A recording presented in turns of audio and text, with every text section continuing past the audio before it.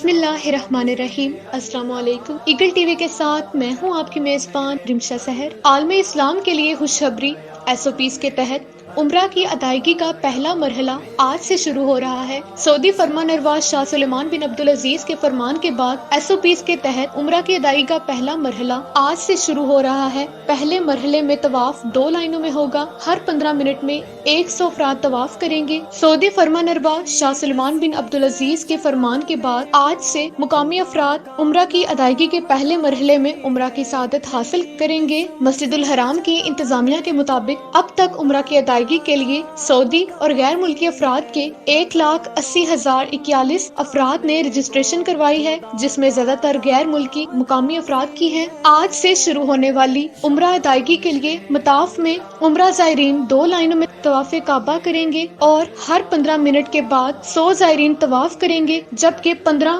گھنٹوں میں 6,000 افراد طواف کریں گے۔ عمرہ کی ادائیگی کے لیے 3 گھنٹوں کا دورانیہ رکھا گیا ہے۔